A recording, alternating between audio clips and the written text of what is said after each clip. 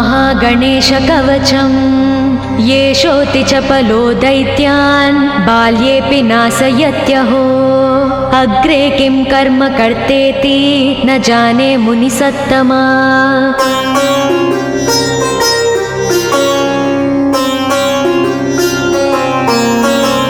दैत्या नानाविधा दुष्टा साधुदेवद्रुमक्कला अतोऽस्य कंठे किञ्चित्यं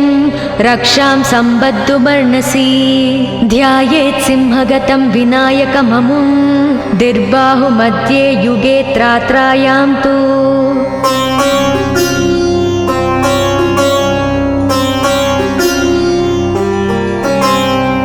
मयूरवाहनममुं षड्बाहुकं सिद्धम् ईद्वापरे तु गजाननं युगभुजं रक्ताङ्गरागं विभुं तुर्ये तु द्विभुजं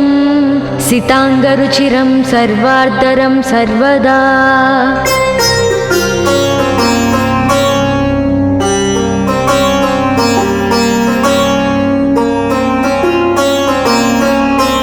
विनायकस्मिकां पातु परमात्मा परात्परः अतिसुन्दरकायस्तु मस्तकं सुमहोत्कटः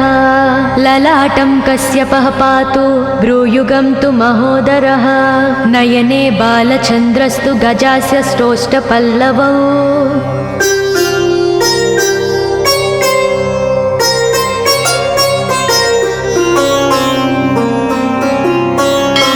जिह्वां पातु गजक्रीडश्चुबुकं गिरिजासुतः वाचं विनायकः पातु दन्तान् रक्षतु दुर्मुखः श्रवणौ पासपाणिस्तु नासिकां चिन्तितार्ददः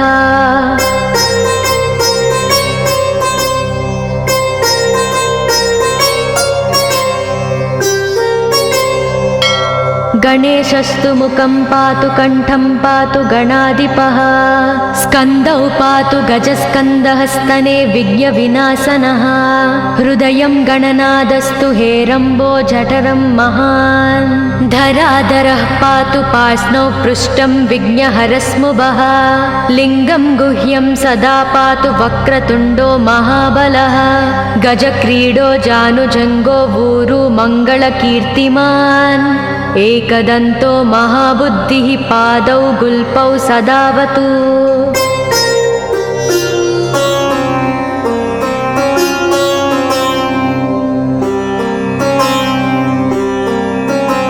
क्षिप्रप्रसादनो बाहुपाणि आसप्रपूरकः अङ्गुलीच्च नखान् पातु पद्महस्तोरिनासनः सर्वाङ्गानि मयूरेशो विश्वव्यापी सदावतु अनुक्तमपि यत्स्थानं धूमकेतु सदावतु आमोदस्तग्रतः पातु प्रमोदः पृष्ठतोऽवतु प्राच्यां रक्षतु बुद्धि स आज्ञेयां सिद्धिदायकम्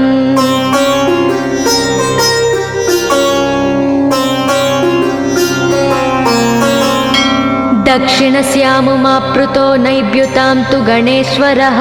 प्रतीच्यां विघ्नहर्ता व्याध्याययां गजकर्णकः कौबेर्यां निधिपः पायादीशान्याविसनन्दनः दिवा व्यादेकदन्तस्तु रात्रौ सन्ध्यासु यः विघ्नहृत् राक्षसासुरबेताళग्रहभूतपिशाचतः पाशाङ्कुशधरः पातु रजस्तत्त्वमसुत्रुति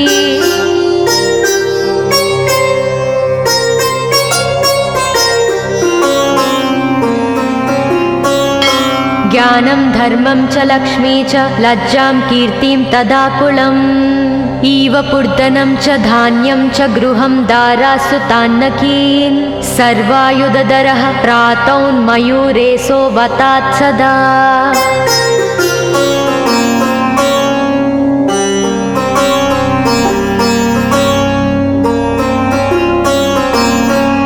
कपिलो जानुकं पातु गजास्वान् विकटोऽवतु भूर्जपत्रे लिखित्वेदं यः कण्ठे धारयेत् सुधीः न भयं जायते तस्य यक्षरक्षः पिशाचतः त्रिसन्ध्यं जपते यस्तु वज्रसारतनुर्भवेत् यात्राकाले पठेद्यस्तु निर्विघ्नेन फलं लभेत्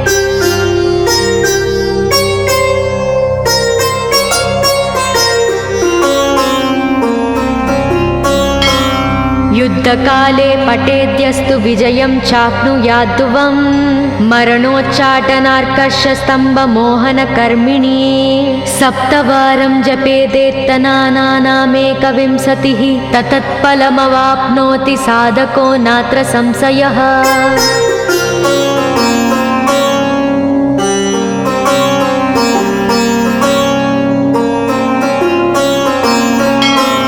एकविंशतिवारं च पठेत्तावदिनानि यः कारागृहगतं सद्यो राज्ञा व्यजं च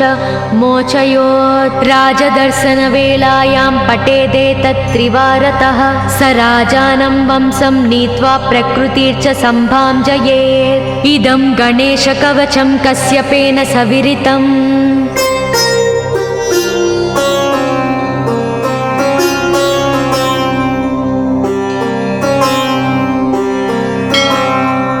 मुद्गलाय च तेनादमाण्डव्याय महर्षये मह्यं सप्राह कृपया कवचं सर्वसिद्धिदं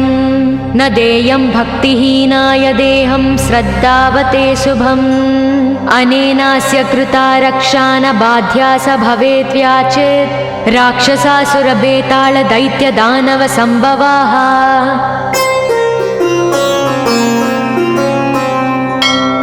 इति श्री गणेशपुराणे श्री गणेशकवचं सम्पूर्णम्।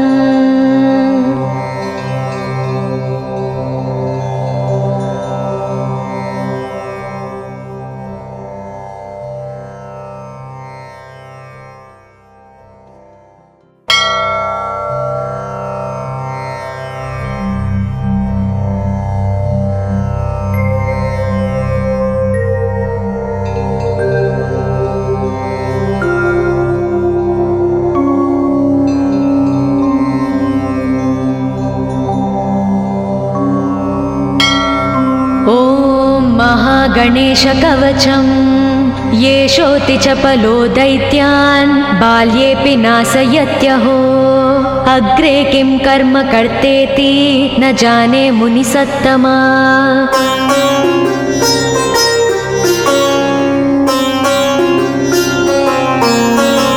दैत्या नानाविधा दुष्टा साधुदेवद्रुमकला अतोऽस्य कण्ठे किञ्चित्यं रक्षां सम्बद्धुमर्णसि ध्यायेत् सिंहगतं विनायकममुं दिर्बाहुमध्ये युगे त्रात्रायां तु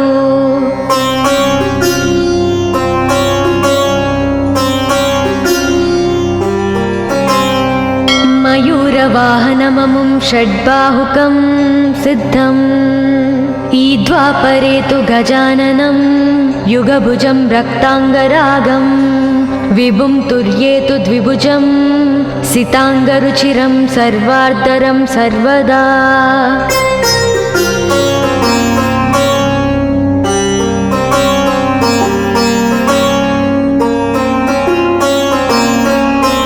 विनायकस्मिकां पातु परमात्मा परात्परः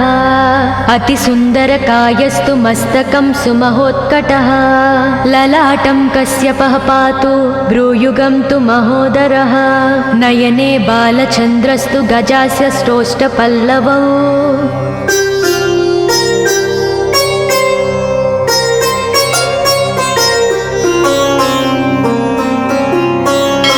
जिह्वां पातु गजक्रीडश्चुबुकं गिरिजासुतः वाचं विनायकः पातु दन्तान् रक्षतु दुर्मुखः श्रवणौ पासपाणिस्तु नासिकां चिन्तितार्ददः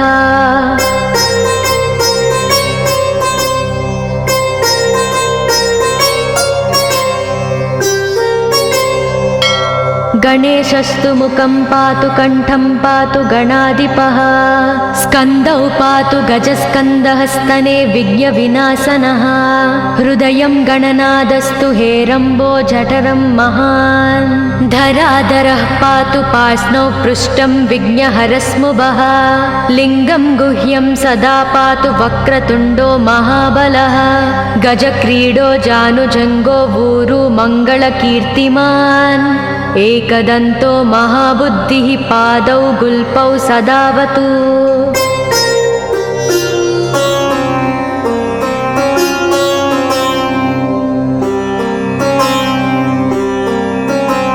क्षिप्रप्रसादनो बाहुपाणि आसप्रपूरकः अङ्गुली च नखान् पातु पद्महस्तोरिनासनः सर्वाङ्गानि मयूरेशो विश्वव्यापी सदावतु अनुक्तमपि यत्स्थानं धूमकेतु सदावतु आमोदस्तग्रतः पातु प्रमोदः पृष्ठतोऽवतु प्राच्यां रक्षतु बुद्धि स आज्ञेयां सिद्धिदायकम्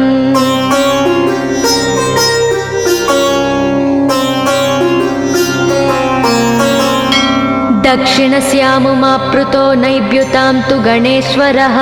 प्रतीच्यां विघ्नहर्ता व्याध्याययां गजकर्णकः कौबेर्यां निधिपः पायादीशान्याविसनन्दनः दिवा व्यादेकदन्तस्तु रात्रौ सन्ध्यासु यः विघ्नहृत् राक्षसासुरबेताళग्रहभूतपिशाचतः पासाङ्कुशधरः पातु रजस्तत्त्वमसुत्रुती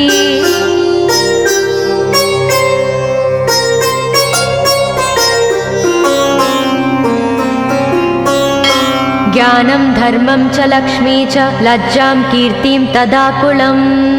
इव पूर्धनं च धान्यं च गृहं दारासु तान्नकीन् सर्वायुधधरः प्रातौन्मयूरेशो वतात् सदा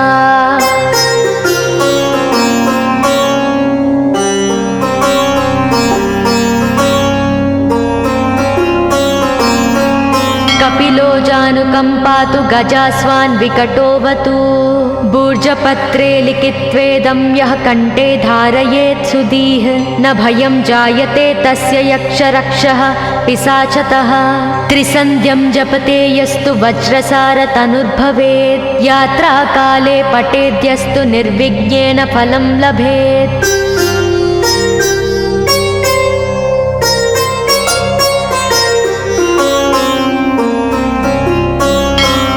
युद्धकाले पठेद्यस्तु विजयं चाप्नुयाद्ध्रुवम्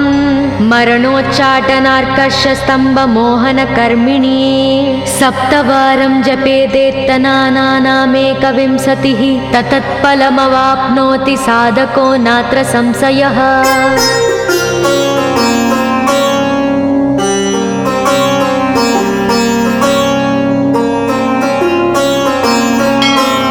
एकविंशतिवारं च पठेत्तावदिनानि यः कारागृहगतं सद्यो राज्ञा व्यजं च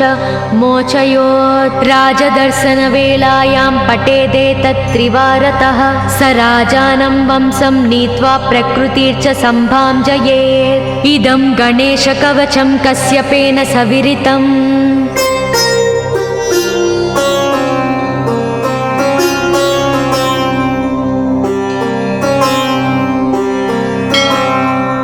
मुद्गलाय च तेनादमाण्डव्याय महर्षये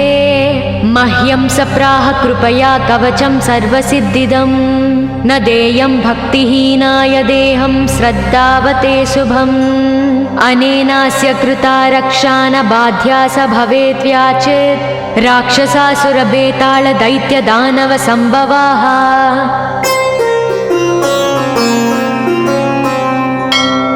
इति श्रीगणेशपुराणे श्रीगणेशकवचं सम्पूर्णम्।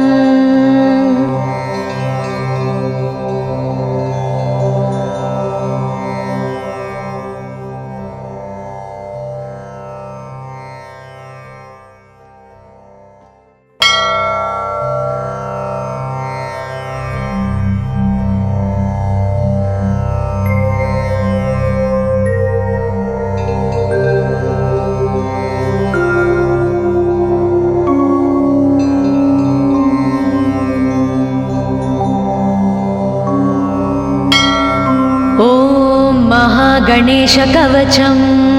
येषोऽति चपलो दैत्यान् बाल्येऽपि नाशयत्यहो अग्रे किं कर्म कर्तेति न जाने मुनिसत्तमा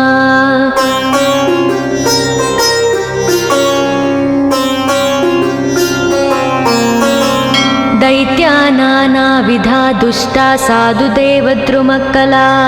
अतोऽस्य कण्ठे किञ्चित्यं रक्षां सम्बद्धुमर्णसि ध्यायेत् सिंहगतं विनायकममुं दिर्बाहुमध्ये युगे त्रात्रायां तु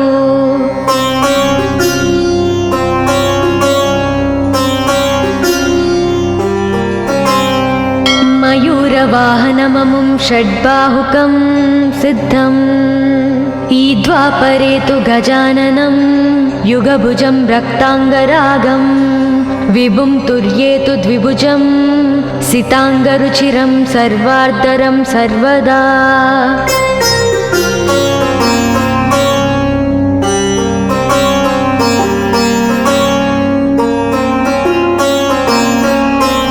विनायकस्मिकां पातु परमात्मा परात्परः अतिसुन्दरकायस्तु मस्तकं सुमहोत्कटः ललाटं कश्यपः पातु भ्रूयुगं तु महोदरः नयने बालचन्द्रस्तु गजास्य श्रोष्ठपल्लवौ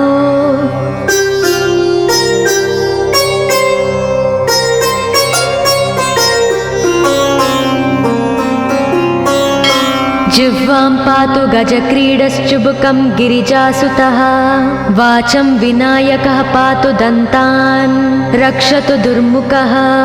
श्रवणौ पासपाणिस्तु नासिकां चिन्तितार्ददः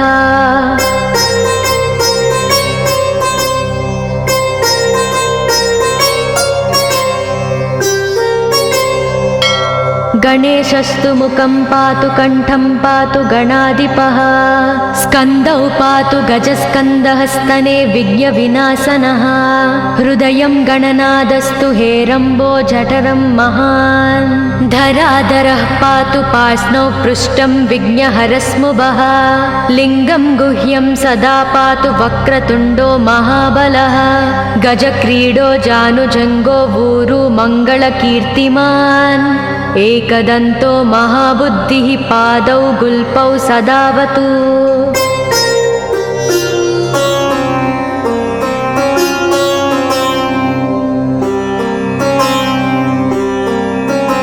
क्षिप्रप्रसादनो बाहुपाणि आसप्रपूरकः अङ्गुली च नखान् पातु पद्महस्तोरिनासनः सर्वाङ्गानि मयूरेशो विश्वव्यापी सदावतु अनुक्तमपि यत्स्थानं धूमकेतु सदावतु आमोदस्तग्रतः पातु प्रमोदः पृष्ठतोऽवतु प्राच्यां रक्षतु बुद्धि स आज्ञेयां सिद्धिदायकम्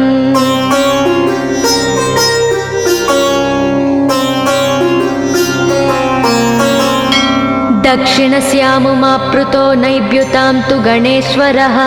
प्रतीच्यां विघ्नहर्ता व्याध्याययां गजकर्णकः कौबेर्यां निधिपः पायादीशान्याविसनन्दनः दिवा व्यादेकदन्तस्तु रात्रौ सन्ध्यासु यः विघ्नहृत् राक्षसासुरभेताళग्रहभूतपिशाचतः पाशाङ्कुशधरः पातु रजस्तत्त्वमसुत्रुती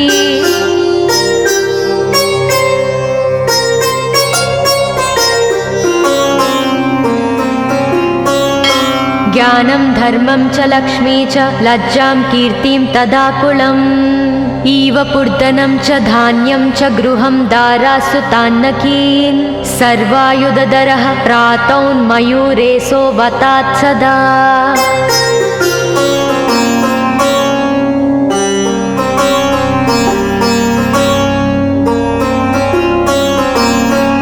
कपिलो जानुकं पातु गजास्वान् विकटोऽवतु भूर्जपत्रे लिखित्वेदं यः कण्ठे धारयेत् सुधीः न भयं जायते तस्य यक्षरक्षः पिशाचतः त्रिसन्ध्यं जपते यस्तु वज्रसारतनुर्भवेत् यात्राकाले पठेद्यस्तु निर्विघ्नेन फलं लभेत्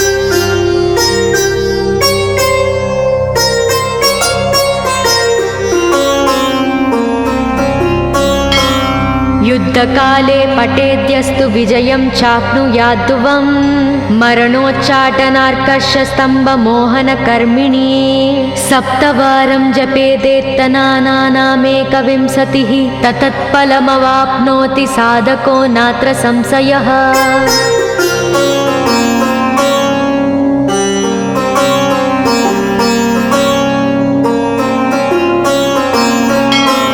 एकविंशतिवारं च पठेत्तावदिनानि यः कारागृहगतं सद्यो राज्ञा व्यदं च मोचयोत्। राजदर्शनवेलायां पठेदेतत् त्रिवारतः स राजानं वंशं नीत्वा प्रकृतिर्च सम्भाञ्जयेत्। इदं गणेशकवचं कश्यपेन सविरितम्।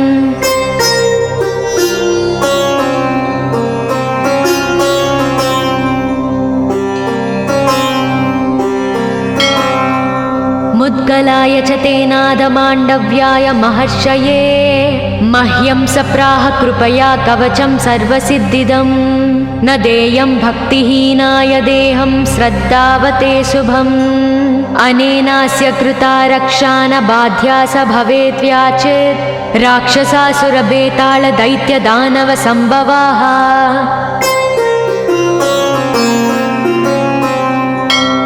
इति श्रीगणेशपुराणे श्रीगणेशकवचं सम्पूर्णम्।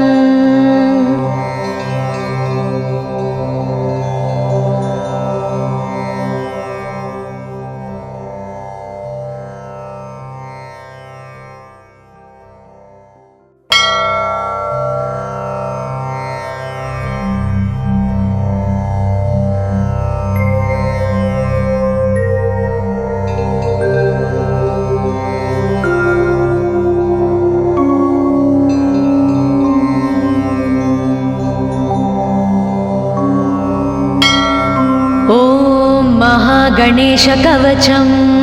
येषोति चपलो दैत्यान् बाल्येऽपि नाशयत्यहो।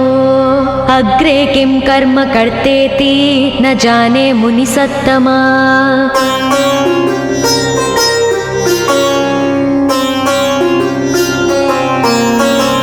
दैत्या नानाविधा दुष्टा साधुदेवद्रुमक्कला। अतोऽस्य कण्ठे किञ्चित्यं रक्षां सम्बद्धुमर्णसि। ध्यायेत् सिंहगतं विनायकममुं दिर्बाहुमध्ये युगे त्रात्रायां तु।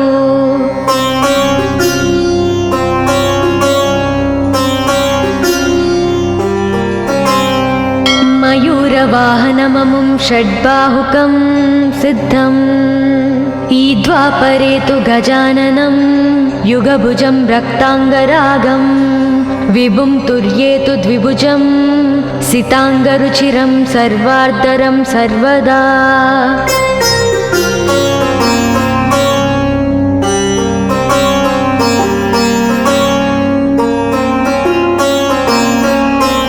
विनायकस्मिकां पातु परमात्मा परात्परः।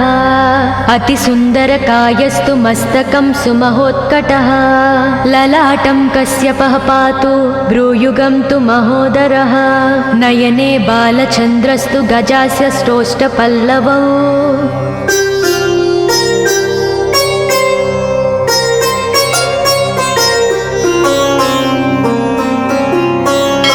जिह्वां पातु गजक्रीडश्चुबुकं गिरिजासुतः। वाचं विनायकः पातु दन्तान् रक्षतु दुर्मुखः।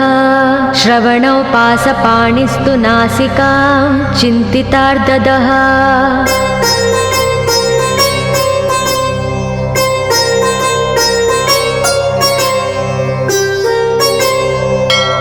गणेशस्तु मुखं पातु कण्ठं पातु गणाधिपः।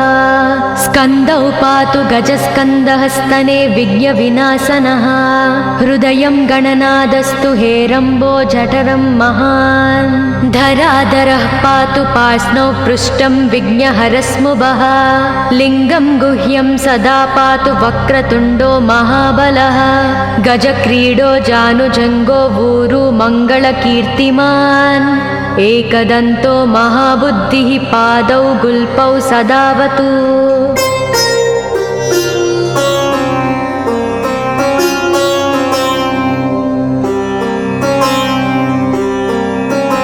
क्षिप्रप्रसादनो बाहुपाणि आसप्रपूरकः। अङ्गुलीच्च नखान् पातु पद्महस्तोरिनासनः। सर्वाङ्गानि मयूरेशो विश्वव्यापी सदावतु। अनुक्तमपि यत्स्थानं धूमकेतु सदावतु। आमोदस्तग्रतः पातु प्रमोदः पृष्ठक्तोऽवतु प्राच्यां रक्षतु बुद्धि स आज्ञेयां सिद्धिदायकम्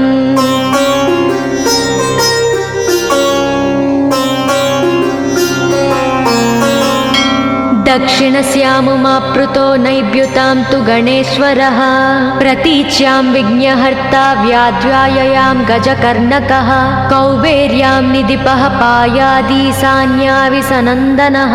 दिवा व्यादेकदन्तस्तु रात्रौ सन्ध्यासु यः विघ्नहृत् राक्षसासुरबेताళग्रहभूतपिशाचतः पासाङ्कुशधरः पातु रजस्तत्त्वमसुत्रुती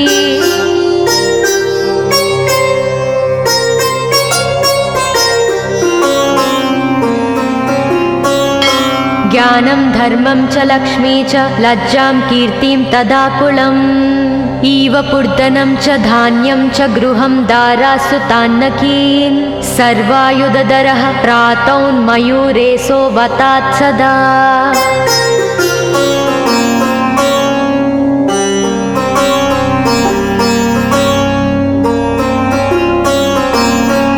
कपिलो जानुकम्पातु गजास्वान् विकटोऽवतु भूर्जपत्रे लिखित्वेदं यः कण्ठे धारयेत् सुधीः न भयं जायते तस्य यक्षरक्षः पिशाचतः त्रिसन्ध्यं जपते यस्तु वज्रसारतनुर्भवेत् यात्राकाले पठेद्यस्तु निर्विघ्नेन फलं लभेत्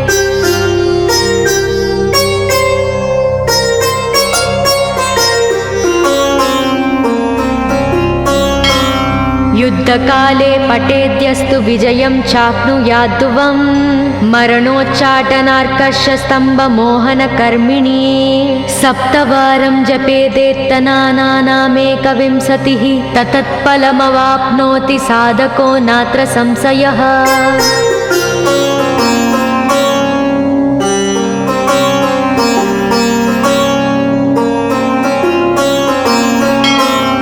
एकविंशतिवारं च पठेत्तावदिनानि यः कारागृहगतं सद्यो राज्ञा व्यजं च मोचयोत् राजदर्शनवेलायां पठेदेतत्त्रिवारतः स राजानं वंशं नीत्वा प्रकृतिर्च सम्भाजयेत् इदं गणेशकवचं कश्यपेन सविरितम्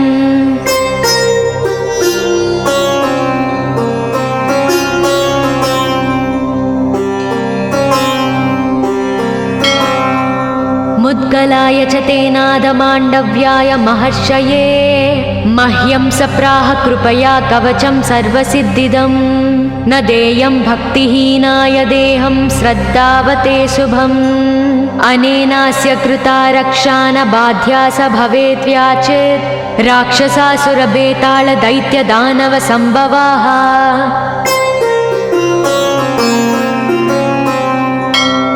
इति श्रीगणेशपुराणे श्रीगणेशकवचं सम्पूर्णम्।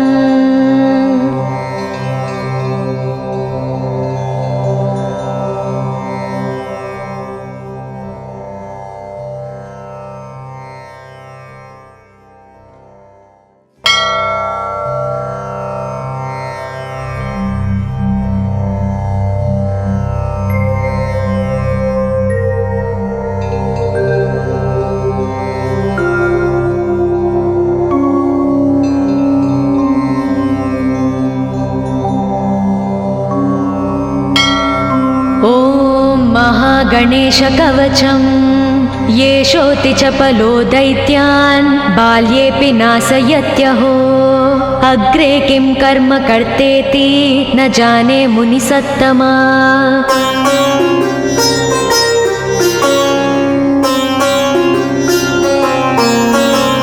दैत्या नानाविधा दुष्टा साधुदेवद्रुमक्कला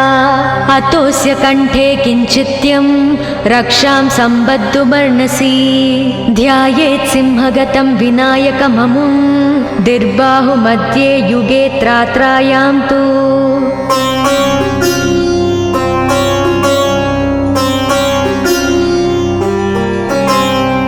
मयूरवाहनममुं षड्बाहुकं सिद्धम् ईद्वापरे तु गजाननं युगभुजं रक्ताङ्गरागं विभुं तुर्येतु द्विभुजं सिताङ्गरुचिरं सर्वार्धरं सर्वदा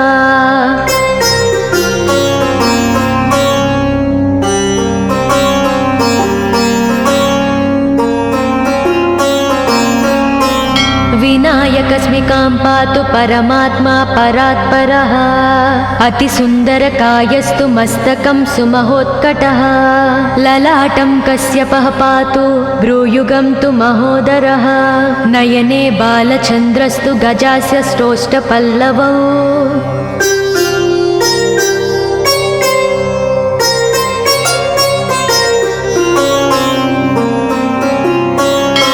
जिह्वां पातु गजक्रीडश्चुबुकं गिरिजासुतः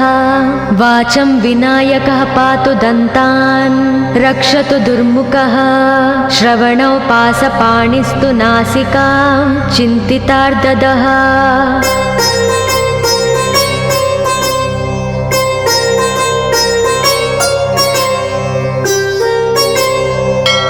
गणेशस्तु मुखं पातु कण्ठं पातु गणाधिपः स्कन्दौ पातु गजस्कन्दः स्तने विघ्नविनाशनः हृदयं गणनादस्तु हेरम्बो जठरं महान् धराधरः पातु पार्ष्णौ पृष्ठं विघ्नहरस्मुभः लिङ्गं गुह्यं सदा पातु वक्रतुण्डो महाबलः गजक्रीडो जानुजङ्गो ऊरु मङ्गलकीर्तिमान् एकदन्तो महाबुद्धिः पादौ गुल्पौ सदावतु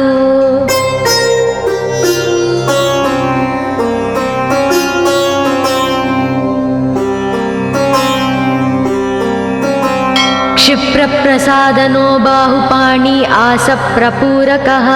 अङ्गुली च नखान् पातु पद्महस्तोरिनासनः सर्वाङ्गानि मयूरेशो विश्वव्यापी सदावतु अनुक्तमपि यत्स्थानं धूमकेतु सदावतु आमोदस्तग्रतः पातु प्रमोदः पृष्ठतोऽवतु प्राच्यां रक्षतु बुद्धि स आज्ञेयां सिद्धिदायकम्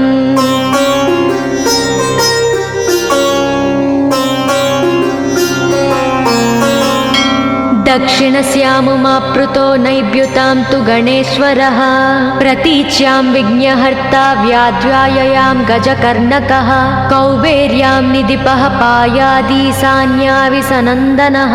दिवा व्यादेकदन्तस्तु रात्रौ सन्ध्यासु यः विघ्नहृत् राक्षसासुरबेताళग्रहभूतपिशाचतः पाशाङ्कुशधरः पातु रजस्तत्त्वमसुत्रुती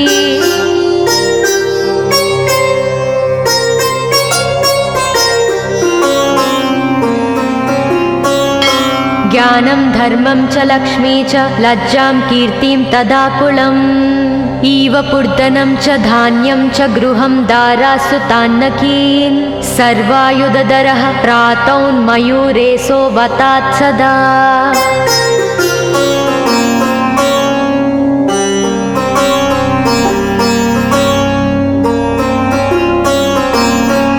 कपिलो जानुकं पातु गजास्वान् विकटोऽवतु भूर्जपत्रे लिखित्वेदं यः कण्ठे धारयेत् सुधीः न भयं जायते तस्य यक्षरक्षः पिशाचतः त्रिसन्ध्यं जपते यस्तु वज्रसारतनुर्भवेत् यात्राकाले पठेद्यस्तु निर्विघ्नेन फलं लभेत्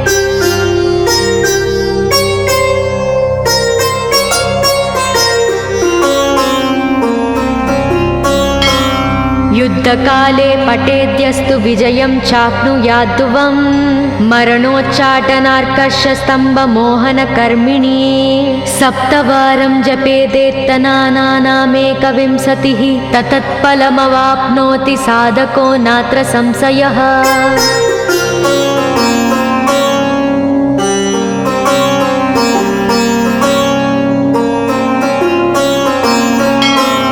एकविंशतिवारं च पठेत्तावदिनानि यः कारागृहगतं सद्यो राज्ञा व्यजं च मोचयोत् राजदर्शनवेलायां पठेदेतत्त्रिवारतः स राजानं वंशं नीत्वा प्रकृतिर्च सम्भां जयेत् इदं गणेशकवचं कश्यपेन सविरितम्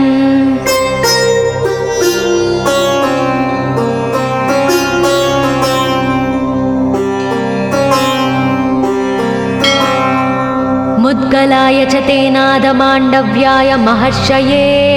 मह्यं सप्राह कृपया कवचं सर्वसिद्धिदं न देयं भक्तिहीनाय देहं श्रद्धावते शुभम् अनेनास्य कृता रक्षा न बाध्या स भवेत् व्याचेत् राक्षसासुरबेताल दैत्यदानव सम्भवाः।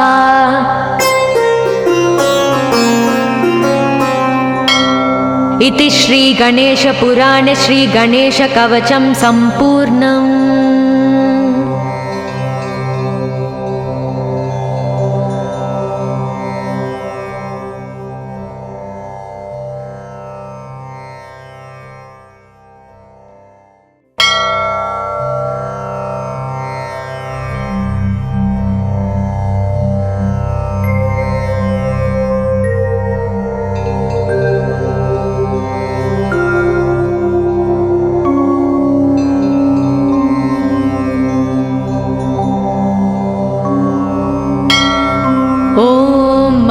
गणेशकवचं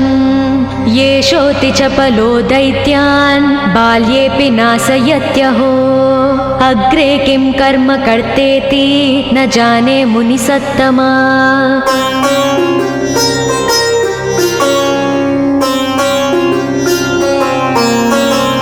दैत्या नानाविधा दुष्टा साधुदेवद्रुमक्कला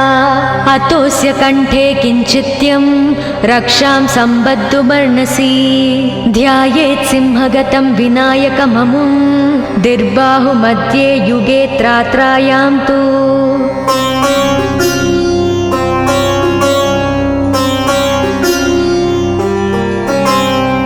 मयूरवाहनममुं षड्बाहुकं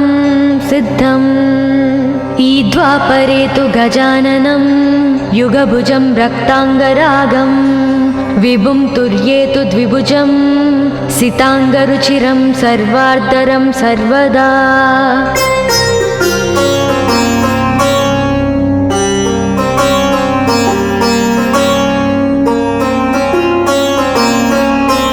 विनायकस्मिकां पातु परमात्मा परात्परः अतिसुन्दरकायस्तु मस्तकं सुमहोत्कटः ललाटं कश्यपः पातु भ्रूयुगं तु महोदरः नयने बालचन्द्रस्तु गजास्य स्रोष्टपल्लवौ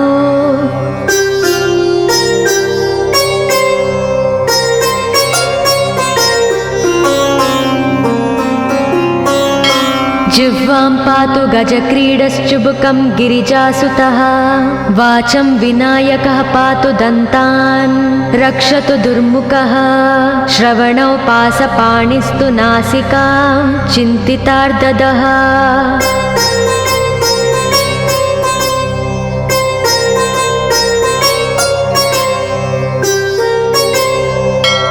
गणेशस्तु मुखं पातु कण्ठं पातु गणाधिपः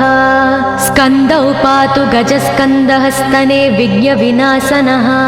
हृदयं गणनादस्तु हेरम्बो जठरं महान् धराधरः पातु पार्ष्णौ पृष्ठं विघ्नहरस्मुभः लिङ्गं गुह्यं सदा पातु वक्रतुण्डो महाबलः गजक्रीडो जानुजङ्गो ऊरु मङ्गलकीर्तिमान् एकदन्तो महाबुद्धिः पादौ गुल्पौ सदावतु।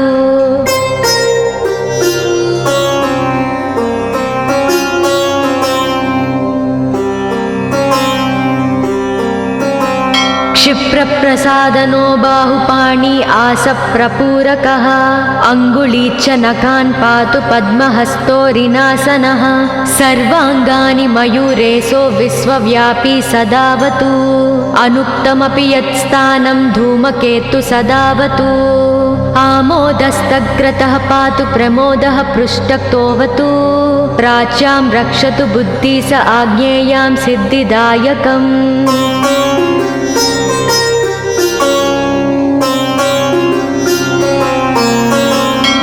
दक्षिणस्यामुमाप्लुतो नैव्युतां तु गणेश्वरः प्रतीच्यां विघ्नहर्ता व्याध्याययां गजकर्णकः कौबेर्यां निधिपः पायादीशान्याविसनन्दनः दिवा व्यादेकदन्तस्तु रात्रौ सन्ध्यासु यः विघ्नहृत् राक्षसासुरबेताళग्रहभूतपिशाचतः पासाङ्कुशधरः पातु रजस्तत्त्वमसुत्कृती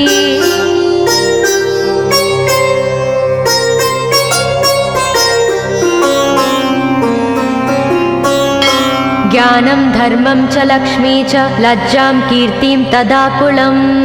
इव पूर्धनं च धान्यं च गृहं दारासु तान्नकीन् सर्वायुधधरः प्रातौन्मयूरेशो वतात् सदा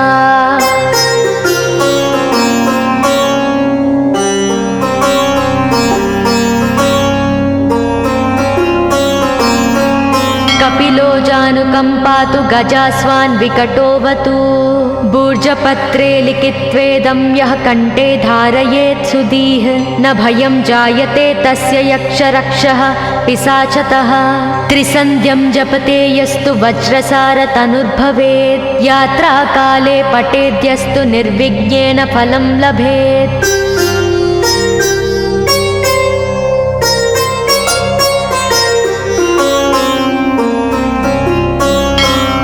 युद्धकाले पठेद्यस्तु विजयं चाप्नुयाद्ध्रुवम् मरणोच्चाटनार्कषस्तम्भमोहनकर्मिणी सप्तवारं जपेदेत्तनानामेकविंशतिः ततत्फलमवाप्नोति साधको नात्र संशयः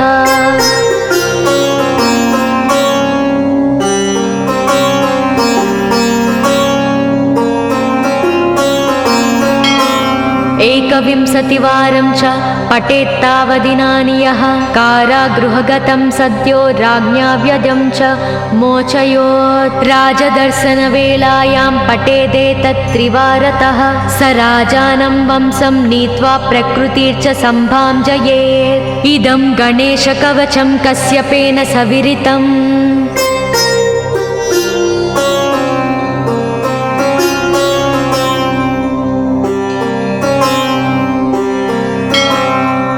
मुद्गलाय च तेनादमाण्डव्याय महर्षये मह्यं सप्राह कृपया कवचं सर्वसिद्धिदं न देयं भक्तिहीनाय देहं श्रद्धावते शुभम् अनेनास्य कृता रक्षा न बाध्या स भवेत् व्याचेत् राक्षसासुरबेताళदैत्यदानवसम्भवाः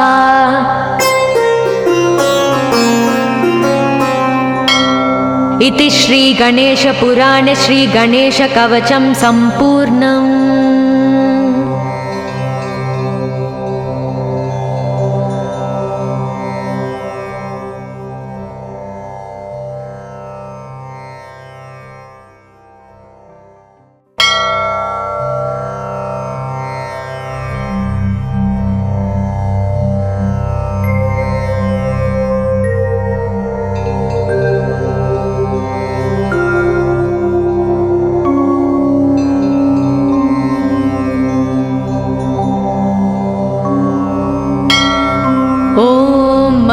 गणेशकवचं येषोऽति चपलो दैत्यान् बाल्येऽपि नाशयत्यहो अग्रे किं कर्म कर्तेति न जाने मुनिसत्तमा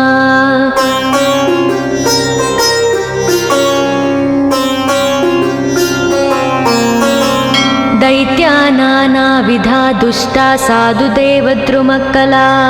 अतोऽस्य कण्ठे किञ्चित्यं रक्षां सम्बद्धुमर्णसि ध्यायेत् सिंहगतं विनायकममुं दिर्बाहुमध्ये युगे त्रात्रायां तु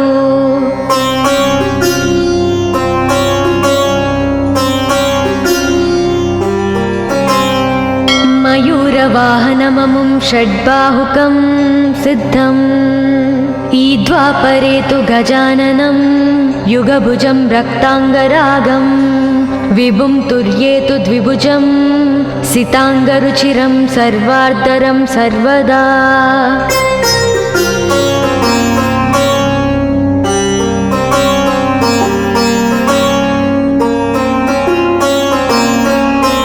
विनायकस्मिकां मां पातु परमात्मा परात्परः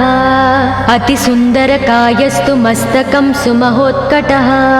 ललाटं कश्यपः पातु भ्रूयुगं तु महोदरः नयने बालचन्द्रस्तु गजास्य श्रोष्ठपल्लवौ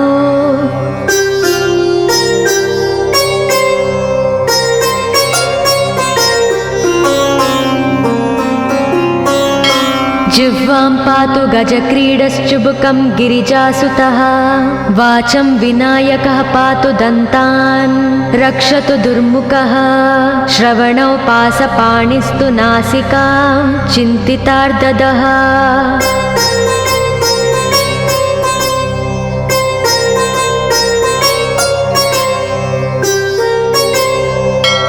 गणेशस्तु मुखं पातु कण्ठं पातु गणाधिपः स्कन्दौ पातु गजस्कन्दः स्तने विघ्नविनाशनः हृदयं गणनादस्तु हेरम्बो जठरं महान् धराधरः पातु पार्ष्णौ पृष्ठं विघ्नहरस्मुभः लिङ्गं गुह्यं सदा पातु वक्रतुण्डो महाबलः गजक्रीडो जानुजङ्गो ऊरु मङ्गलकीर्तिमान् एकदन्तो महाबुद्धिः पादौ गुल्पौ सदावतु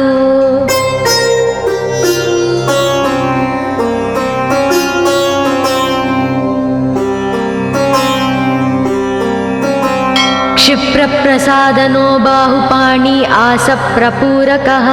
अङ्गुलीच्च नखान् पातु पद्महस्तोरिनासनः सर्वाङ्गानि मयूरेशो विश्वव्यापी सदावतु अनुक्तमपि यत्स्थानं धूमकेतु सदावतु आमोदस्तग्रतः पातु प्रमोदः पृष्ठतोऽवतु प्राच्यां रक्षतु बुद्धि स आज्ञेयां सिद्धिदायकम्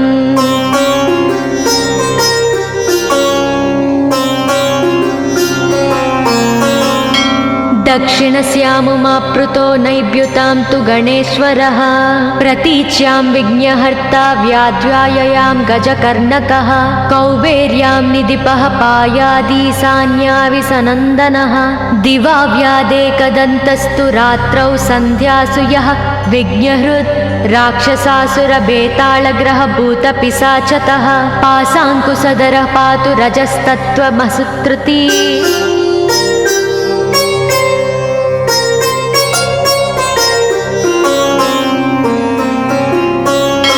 ज्ञानं धर्मं च लक्ष्मी च लज्जां कीर्तिं तदाकुलम् इव पूर्धनं च धान्यं च गृहं दारासु तान्नकीन् सर्वायुधधरः प्रातौन्मयूरेशो वतात् सदा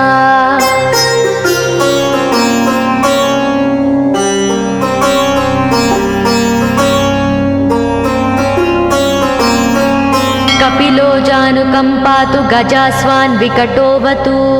भूर्जपत्रे लिखित्वेदं यः कण्ठे धारयेत् सुधीः न भयं जायते तस्य यक्षरक्षः पिशाचतः त्रिसन्ध्यं जपते यस्तु वज्रसारतनुर्भवेत् यात्राकाले पठेद्यस्तु निर्विघ्नेन फलं लभेत्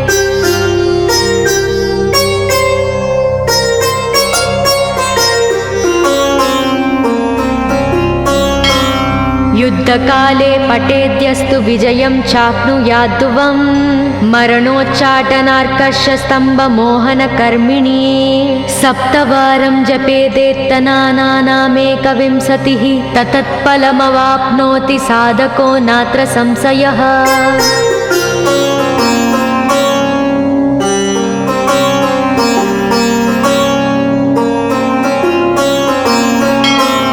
एकविंशतिवारं च पठेत्तावदिनानि यः कारागृहगतं सद्यो राज्ञा व्यजं च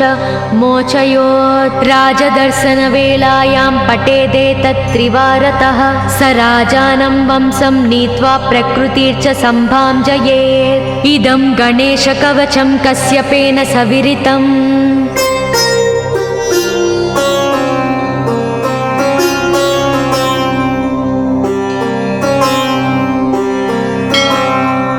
मुद्गलाय च तेनादमाण्डव्याय महर्षये मह्यं सप्राह कृपया कवचं सर्वसिद्धिदम् न देयं भक्तिहीनाय देहं श्रद्धावते शुभम् अनेनास्य कृता रक्षा न बाध्या स भवेत् व्याचेत् राक्षसासुरबेताल दैत्यदानव संभवाः।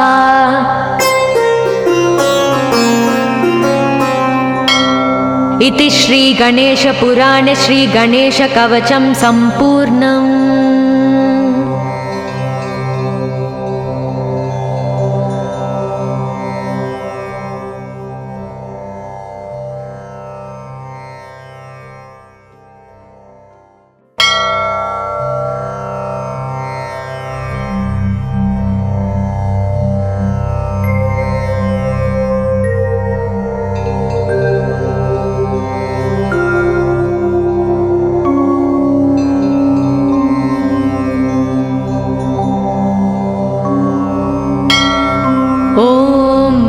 गणेशकवचं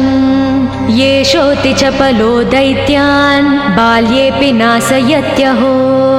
अग्रे किं कर्म कर्तेति न जाने मुनिसत्तमा।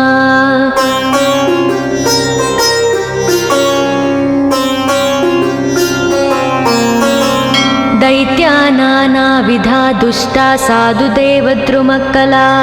अतोऽस्य कण्ठे किञ्चित्यं रक्षां सम्बद्धुमर्णसि ध्यायेत् सिंहगतं विनायकममुं दिर्बाहुमध्ये युगे त्रात्रायां तु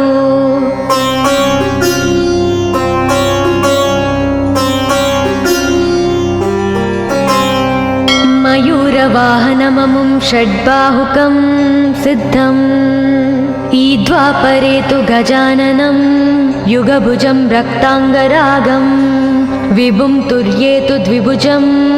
सिताङ्गरुचिरं सर्वार्धरं सर्वदा।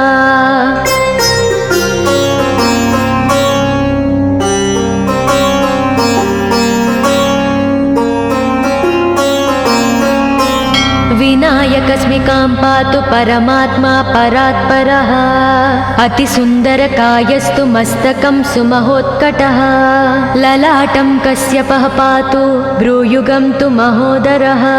नयने बालचन्द्रस्तु गजास्य श्रोष्ठपल्लवौ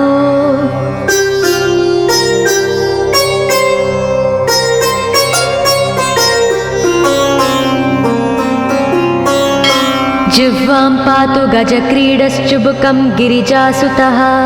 वाचं विनायकः पातु दन्तान् रक्षतु दुर्मुखः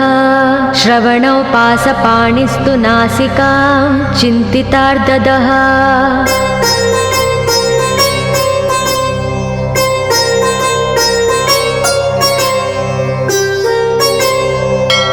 गणेशस्तु मुखं पातु कण्ठं पातु गणाधिपः स्कन्दौ पातु गजस्कन्दः स्तने विघ्नविनाशनः हृदयं गणनादस्तु हेरम्बो जठरं महान् धराधरः पातु पार्ष्णौ पृष्ठं विघ्नहरस्मुभः लिङ्गं गुह्यं सदा पातु वक्रतुण्डो महाबलः गजक्रीडो जानुजङ्गो ऊरु मङ्गलकीर्तिमान् एकदन्तो महाबुद्धिः पादौ गुल्पौ सदावतु।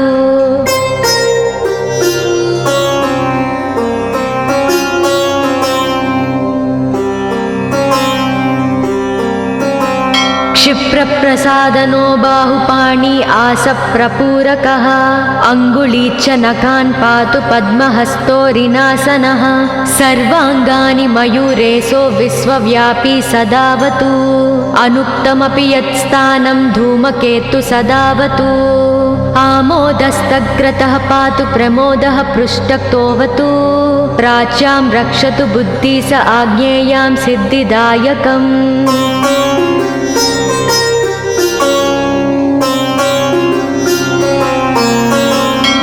दक्षिणस्यामुमाप्लुतो नैव्युतां तु गणेश्वरः प्रतीच्यां विघ्नहर्ता व्याध्याययां गजकर्णकः कौबेर्यां निधिपः पायादीशान्याविसनन्दनः दिवा व्यादेकदन्तस्तु रात्रौ सन्ध्यासु यः विघ्नहृत् राक्षसासुरभेतालग्रहभूतपिशाचतः पासाङ्कुशधरः पातु रजस्तत्त्वमसुत्रुती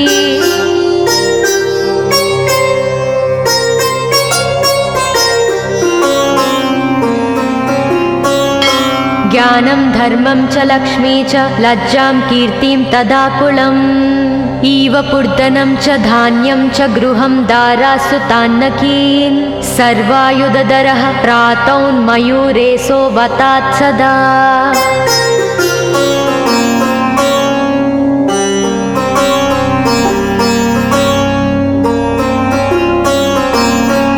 कपिलो जानुकम्पातु गजास्वान् विकटोऽवतु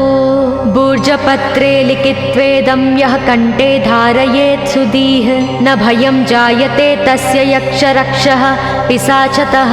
त्रिसन्ध्यं जपते यस्तु वज्रसारतनुर्भवेत् यात्राकाले पठेद्यस्तु निर्विघ्नेन फलं लभेत्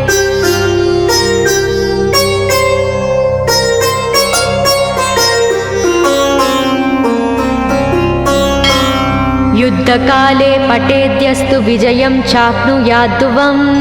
मरणोच्चाटनार्कर्षस्तम्भमोहनकर्मिणी सप्तवारं जपेदेत्तनानामेकविंशतिः ततत्फलमवाप्नोति साधको नात्र संशयः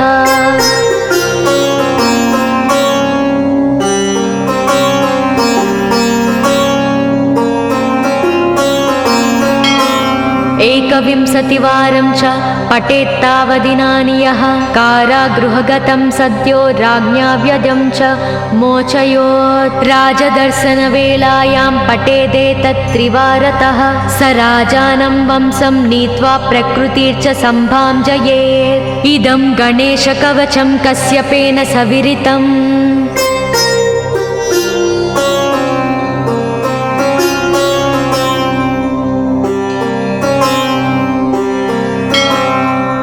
मुद्गलाय च तेनादमाण्डव्याय महर्षये मह्यं सप्राह कृपया कवचं सर्वसिद्धिदं न देयं भक्तिहीनाय देहं श्रद्धावते शुभम् अनेनास्य कृता रक्षा न बाध्या स भवेत् व्याचेत् राक्षसासुरभेतालदैत्यदानवसम्भवाः